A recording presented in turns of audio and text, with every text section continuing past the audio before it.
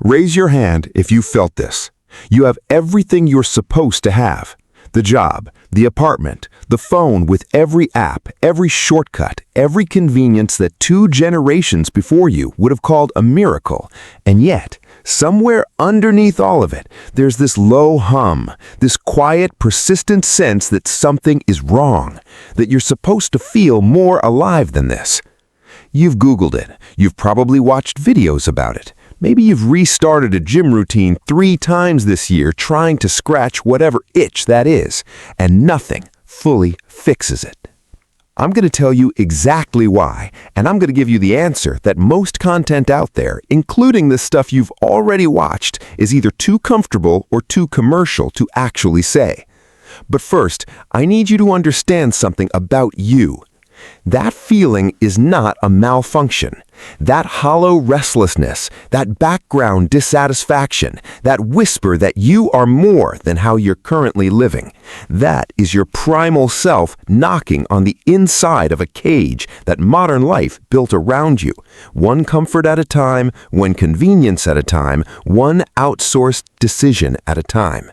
And that version of you, the one who's been locked out, is done waiting. I'm Dr. Aris Thorne. Welcome to Primal Unleashed. Today, we're not optimizing your morning routine.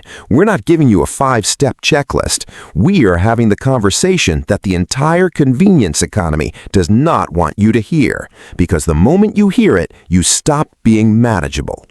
Stay with me through this entire video, because the framework I'm going to give you in the back half of this conversation is going to change how you operate, not for a week, not for a season, for the rest of your life.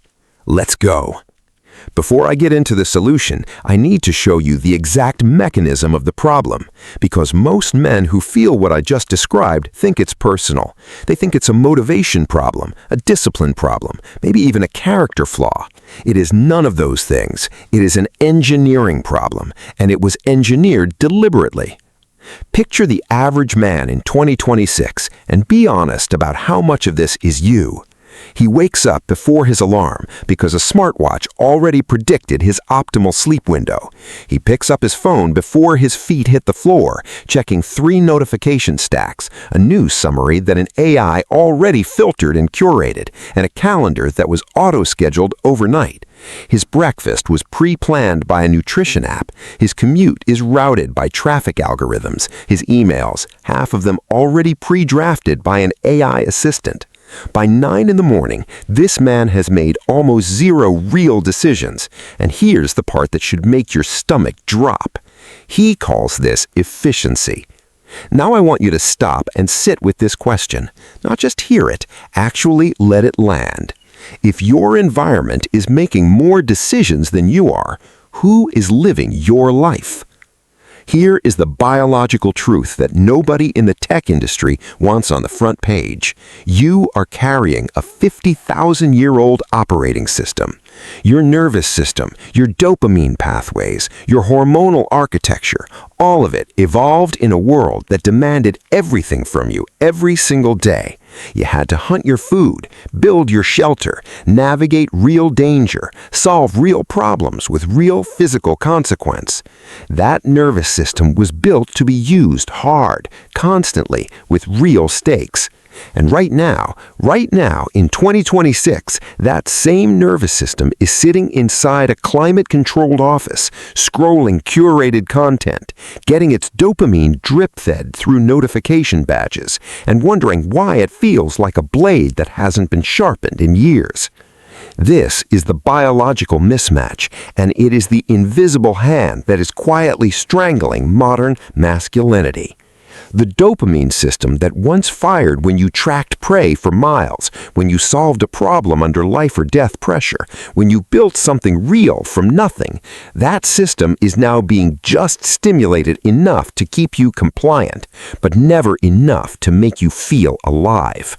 You're not glitching because you're broken. You're glitching because you are a hunting animal who's been placed in a zoo. And the cage is incredibly comfortable.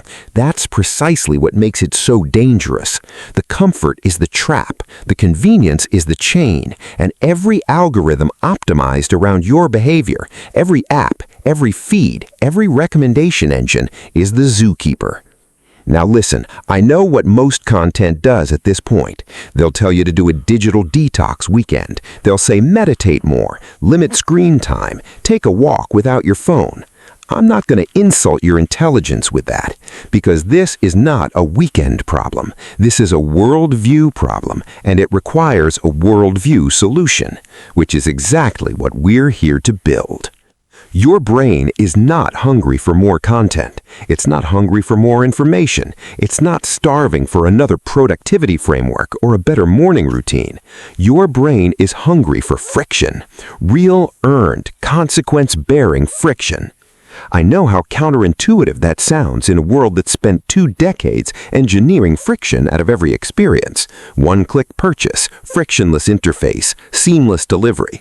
We have treated difficulty as the enemy of progress for so long that we forgot something critical. Difficulty was never the enemy. Difficulty was the mechanism. Here is the neuroscience that changes the game completely. When you face and overcome genuine challenge, not simulated challenge, not game challenge, but real physical and mental resistance with actual stakes, your brain fires a specific cascade of neurochemicals. Dopamine for the pursuit and drive, norepinephrine for razor-sharp focus, testosterone for competitive dominance, and finally, serotonin, the deep-settled, lasting feeling of status and worth that only arrives when you have genuinely earned it. Here is the critical piece. That serotonin signal, you cannot hack it. You cannot supplement it. You cannot fake it with a win at a video game or a like on a post. It only comes from doing the hard thing and surviving it. Every time. This is why men with objectively successful lives still feel empty. The salary, the apartment, the social following, none of it required the full engagement of your primal hardware. The promotions came through performance reviews, not physical dominance. The relationships are maintained through messages, not presence. The food arrived in under 30 minutes. Nothing demanded everything from you. And your nervous system, that 50,000-year-old piece of biological architecture, knows the difference. I call this the primal itch. You know exactly what I'm talking about. That restless, almost agitated energy that builds up when you've been too sedentary, too passive, too managed for too long. Most men try to scratch it by scrolling harder, buying something new, consuming more. That is like trying to scratch a deep muscle cramp through your shirt. The only thing that actually reaches it, choosing difficulty, voluntarily, on purpose. When you push a loaded barbell against gravity, not because an app programmed your session, but because something animal in you needed to, something shifts, not just in your muscles, in your mind, in your identity. And that is the entire foundation of what we build here at Primal Unleash.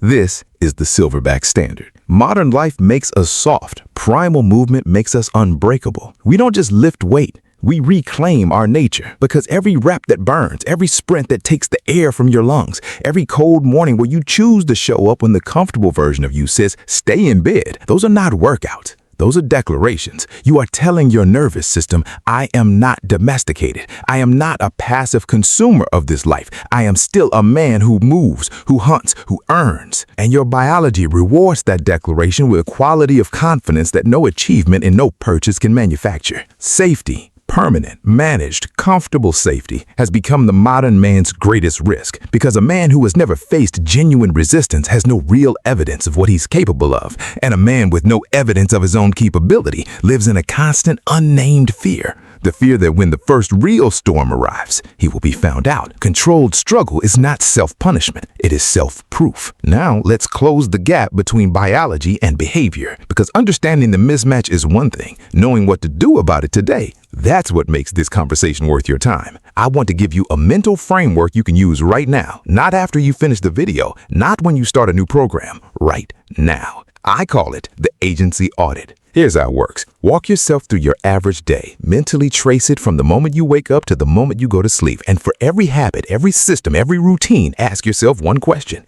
Is this building me or buffering me? Building means the activity requires your real attention, your genuine decision-making, your full physical presence. It puts something into you, capability, earned confidence, clarity, resilience.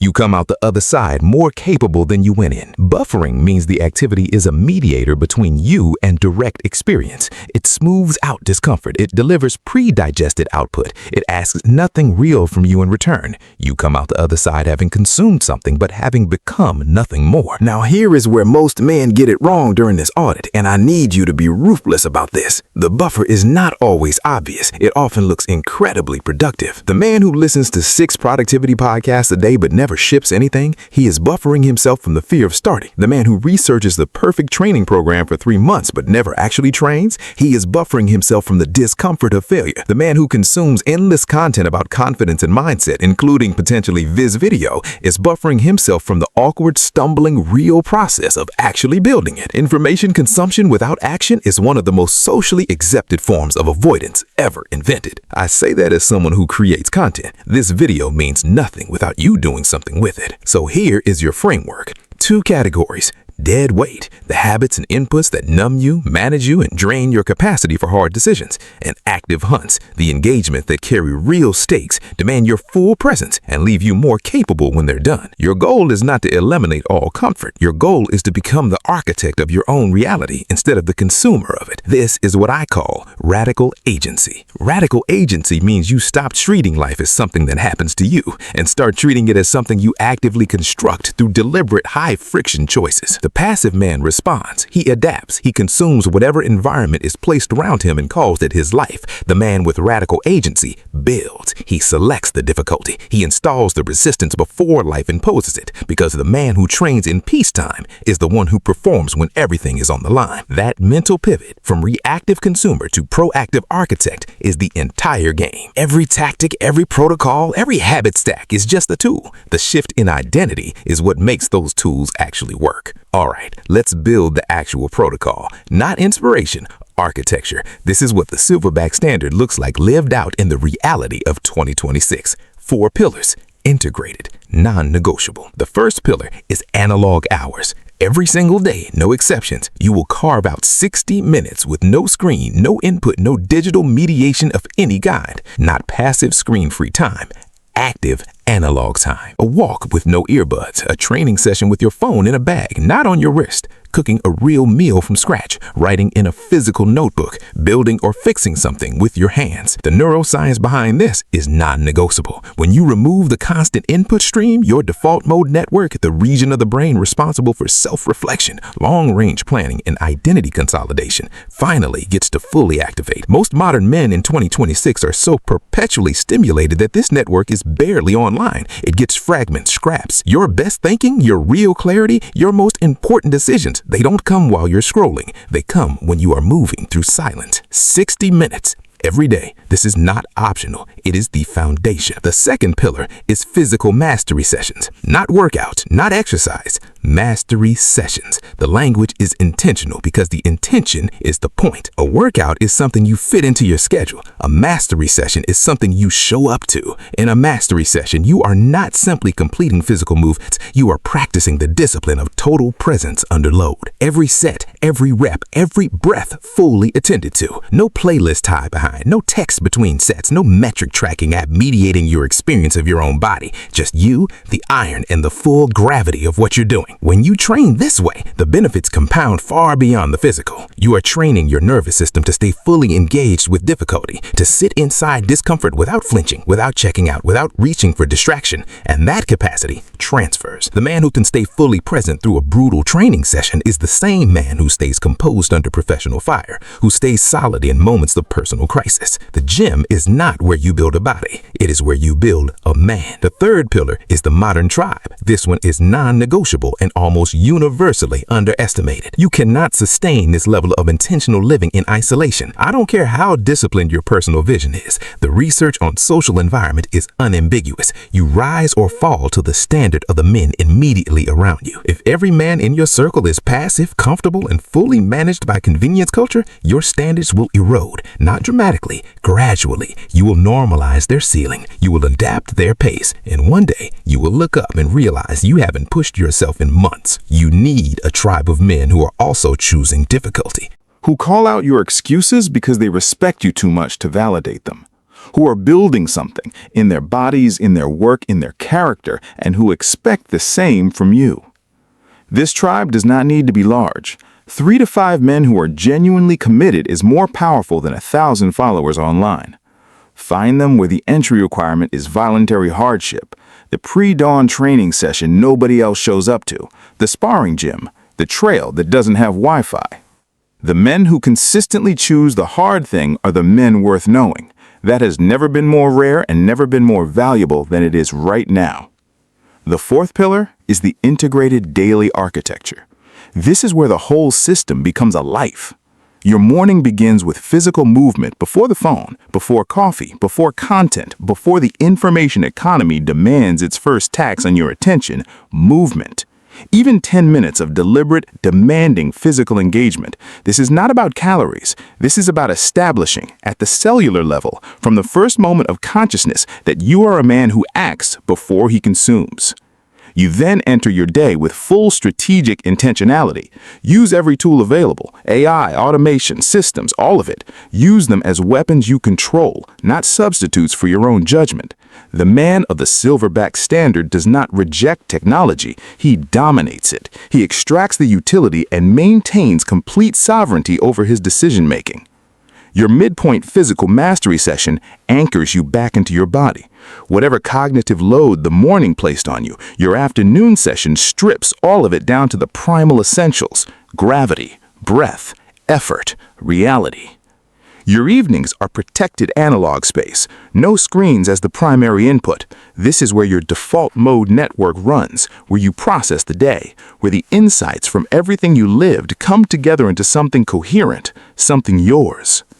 This is not a rigid daily schedule. It is a framework of daily intention, and the cumulative effect of living inside this architecture, week after week, month after month, is a man whose baseline operates at a level that the managed, buffered, algorithmically entertained version of himself could not have recognized.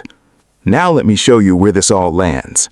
Because you've done the work of staying through this conversation, and I don't take that lightly, so let me give you the full picture of what you are building toward.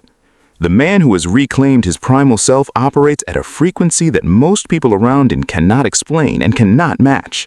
He walks into a room and something shifts, not because he's the loudest, not because he has the most status symbols, but because he carries something that almost nobody carries anymore.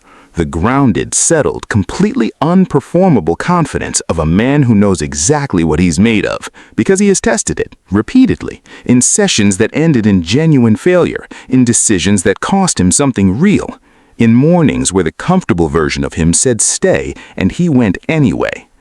That is not swagger, that is evidence-based identity, and it is categorically different from anything external achievement can produce.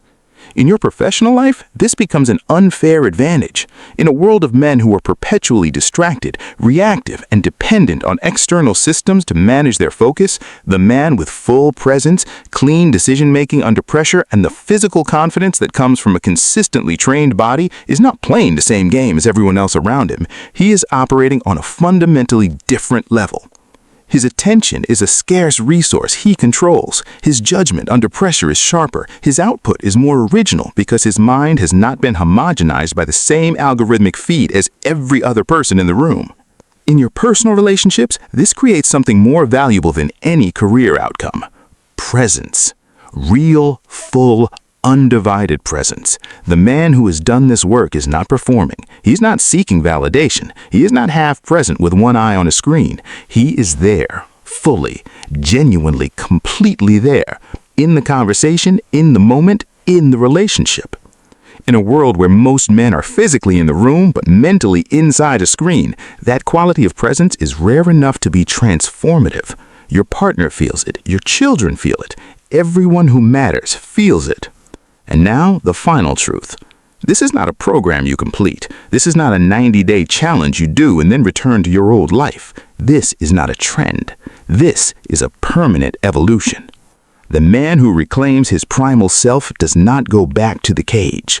Because once you've felt what it means to operate with full agency, once your nervous system has been trained on real friction and earned confidence, the managed, buffered, algorithmically optimized version of existence becomes not just unfulfilling, it becomes unacceptable. You will look at the life you were living before and recognize it with complete clarity for what it was. A comfortable diminishment, a slow, pleasant erosion of everything that makes a man real. The decade we are living through is going to separate men sharply. On one side, those who allowed the convenience economy to fully domesticate them, who outsourced their difficulty, their decisions, and quietly their identity. On the other, those who looked at every convenience and chose deliberately to remain forged instead of managed. That choice is available to you right now. Not when you have more time, not when conditions are better. Right now, in this moment, with exactly what you have. It requires one decision, made today, to begin living at the level your biology was built for. This is the silverback standard. Modern life makes us soft. Primal movement makes us unbreakable. We don't just lift weight, we reclaim our nature and hit subscribe. I'm Dr. Aris Thorne. You already know what to do. Before this video ends, one ask. Not a like, not a subscribe, though if this hits something real in you, the subscription is how you stay inside this tribe. I want you to do one thing in the next 60 minutes that the comfortable, managed version of you would have said no to. One chosen act, a set in the gym, a cold shower, a conversation you've been avoiding. One commitment made and followed through before the day gets comfortable again. Come back to the comment section and tell me what you did, not what you're planning to do, what you did. The comment section on this channel is not a performance space. It is a tribe report. The men who watch Primal Unleashed or the men who follow through. Come prove you're one of them. New content every week, built for the man who refuses to be managed. The standard is set. Go live up to it.